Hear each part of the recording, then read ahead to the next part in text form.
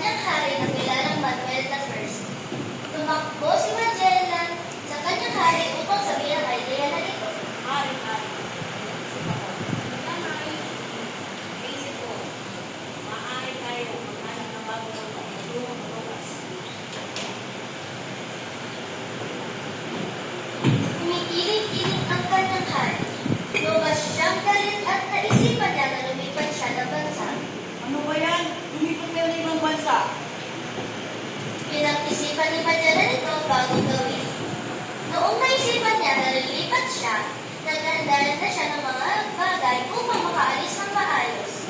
Noong nakarating siya sa Espanya, dumiretso siya sa hari ng Espanya na si Charles V upang ipaliwanag ang kanyang ideya sa kanya. Kamusta ang mahal? Hindi ako ipapaliwanag sa iyo. Pero man ito hindi ako ipapaliwanag sa maaari tayo maghanap ng bagong lupa. Tulong Lucas. Maganda yung idea mo. Salamat, hari. Maganda kayo nito ang isip ni Magdaragat. Sa limang patuloy sila Trinidad, Santiago, San Antonio, Concepcion at Victoria. Sama na rin si Antonio Tapeta.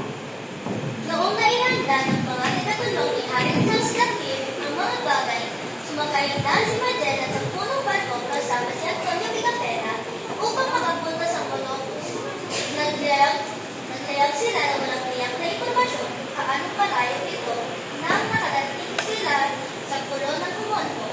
Ngunit silang tinanggap ng mga tagatubol na nagbigay sa kanila ng pagkain at tubig upang mapunan ang kanilang mga sulat.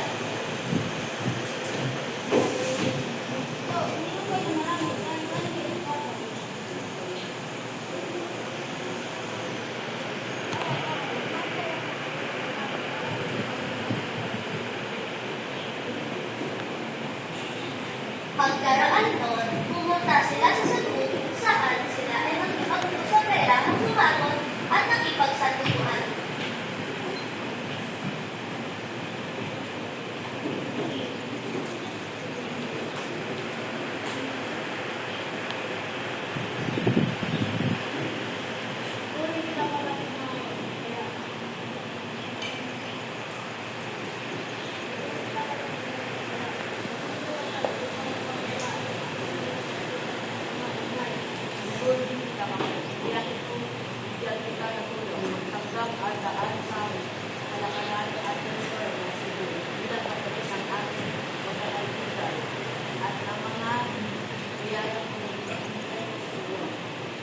Pagkatapos ng santubuan, nag-usap ulit sina Raha Humabon at si Magellan tungkol sa pagpapanatili ng kapangyarihan ni Raha Humabon.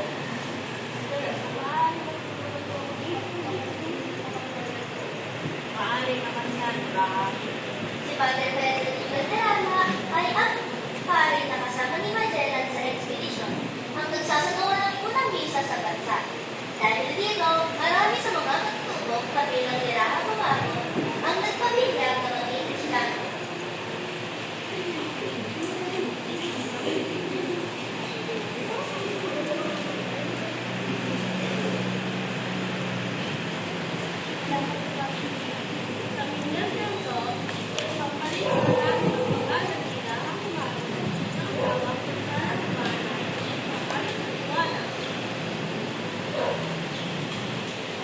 Ngunit sa pangyayari na ito, sila Lapu-Lapu at itong lumagtan ay tumanggi na sumunod sa kanilang mga utos at agawin relihiyon.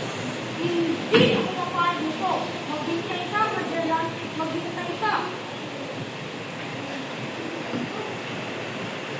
Noong April 27, 1821, nagkaroon ng labanan sila Magellan at Lapu-Lapu kung saan ay mga palestinyo. Sumuko ka na, Magellan. Hindi na magiging babala ko sa'yo. Humigit ka, Lapu-Lapu. Hindi ako susuko sa'yo. Sugod! Sa kanilang maliksik na labanan,